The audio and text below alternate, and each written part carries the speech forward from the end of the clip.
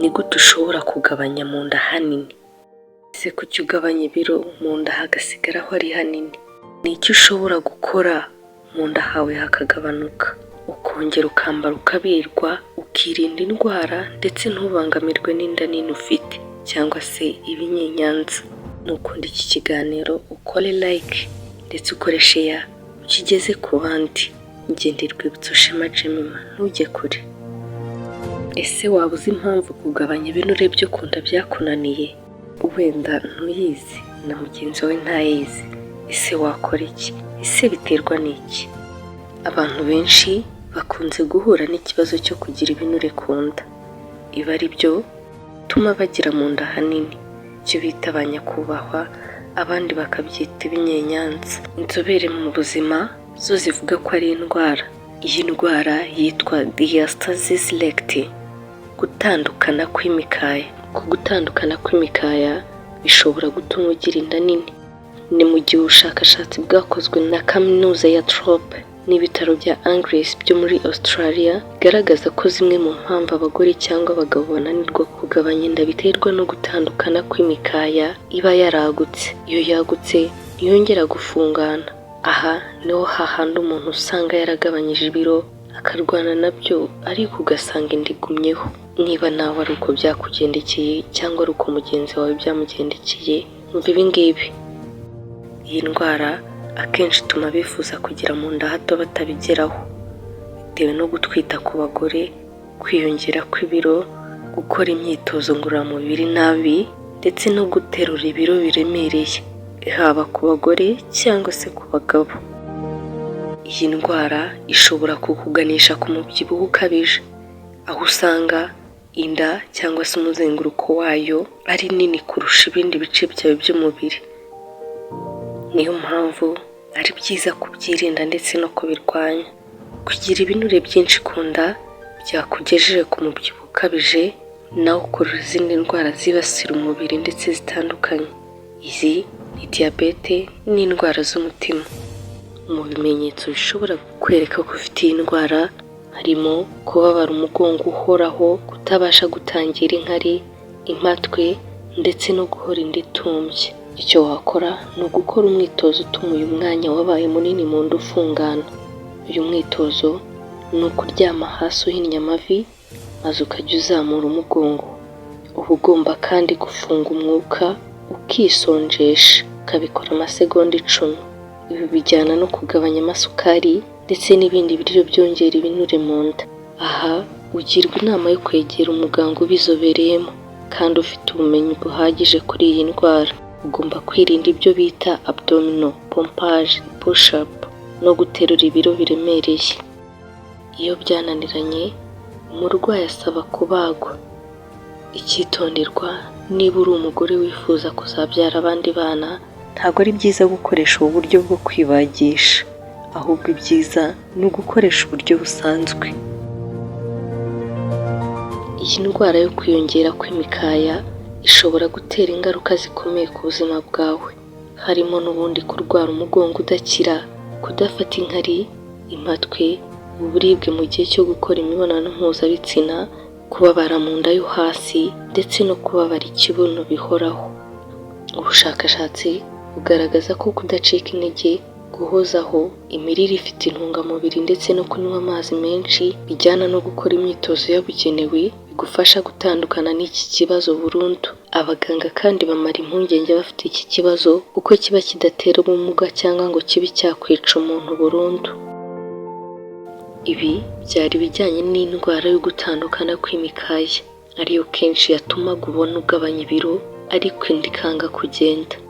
Ibi ngibi tumaze kuvuga wabikora mu gihe kugabanya ibinure byo ku nda byakunaniye. Ariko mu buryo buri rusange ngibi byo ushobora gukora bikagabanya ibinure byo ku nda.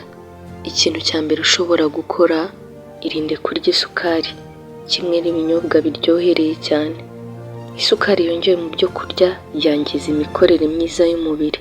Igihe uriye isukari nyinshi, umwijima ubura aho uyibika bigatuma uyihindura ibinure. Ibi binure birumvikana ko aho bibikwa neza ari ku nda, bikaba byatera ibibazo bikomeye by'ubuzima, harimo n'umubiri utangira kwinangira ku musemburo wa insuline ushinzwe kuringaniza isukari ijya mu maraso.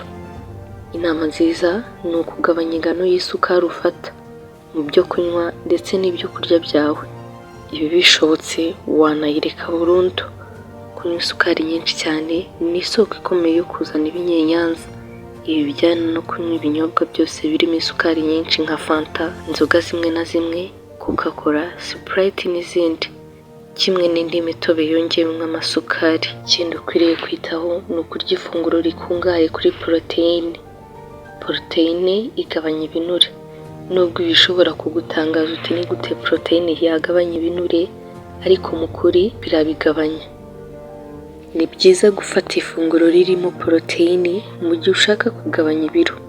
Poroteyine zituma wumva uhaze, bityo bikagabanya ubushake bwo kurya buri kanya cyangwa se kuryagagura. Ikindi, zongerera umubiri ubushobozi bwo gukora, bityo ugakoresha ingufu cyane. Niba wifuza kugabanya ibiro, ongera poroteyine mu byo kurya. Nabwo ni uburyo bwihuse bwagufasha kugabanya ibi binure aho kwicisha iyi nzara cyangwa se kwima intungamubiri. Izi poroteyine kandi zifasha kurinda ibinyenyanza. Zimwe muri poroteyine twavuga ni amagi, amafi, inyama zitandukanye, ariko nziza ni za zindi zifite ibinure bike, inyama z'umweru. Niba ushaka kugabanya ibinure byo ku nda nanone, ugomba kwita ku myitozo ngororamubiri. Niba ushaka kugira ubuzima bwiza kandi wagabanyije ibinure byo ku nda, kora siporo. Siporo uretse kugabanya iki kibazo, zirinda indwara, zikagufasha kuba wabaho igihe kirekire umeze neza. Siporo kandi zifasha kugabanya umubyibuho ukabije, cyane cyane ibinure byo ku nda. Siporo ni ingenzi cyane kuko ikurinda kubyimbirwa, kuba wagira ibipimo by'isukari biri hejuru, ndetse n'ibindi bibazo bishobora guterwa n'uko umubiri wawe udakora neza. Ni byiza rero, tangira ukore siporo, uyikomeze niba uyikora. Zimwe muri siporo twavuga ni ukwiruka, kugenda ahantu harehare, koga, gusimbuka umugozi, kunyonga igare no guterera imisozi. Indi siporo ushobora kwitaho ni siporo zizwi nka aerobic. Ubu bwoko bwa siporo bugabanya cyane ibinure ndetse bikarinda kugaruka nyuma yo guta ibiro. Kurya ifunguro rikungahaye kuri fibre. Iri funguro rifasha kurinda ibinyenyanza no kugabanya ibiro mu buryo bwihuse. Ubushakashatsi bwerekanye ko kongera nibura grama 14 gusa kuri fibre mu byo kurya buri munsi byihutisha kugabanuka kw'ibiro. Fibre zifasha cyane mu gukuraho ibinyenyanza. Uburyo bwiza bwo kubona fibre nyinshi ni ukurya ifunguro ririho imboga ndetse n'imbuto nyinshi. Urugero rw'amafunguro akize kuri fibre ni imboga rwatsi, amashu, epinari, amashaza, brokoli kimwe na voka, inkeri, ingano zuzuye n'ibindi. Ibi ni isoko nziza ya fibre. Nubirya rero bizagufasha kugabanya ibinyenyanza. Ugomba kandi kugabanya ibinyamasukari ku ifunguro ryawe rya buri munsi. Kwirinda cyangwa kugabanya ibinyamasukari ni uburyo bwizewe bwo kugabanya ibiro. Ifunguro rikennye ku binyasukari rihita rigabanya cyane ibinure byo ku nda, kimwe n'ibindi binure bikunda kujya mu ngingo z'imbere mu mubiri nko ku mwijima. Nukora ibi ngibi bizakurinda ibinyenyanza. Ushaka kuduha ibitekerezo cyangwa inyunganizi, watwandikira muri comment. Wakoze kubana natwe, ukomeze ukurikira ibiganiro bitandukanye Ubuki TV ikugezaho. Njye ndi Rwibutso Shema Jemima.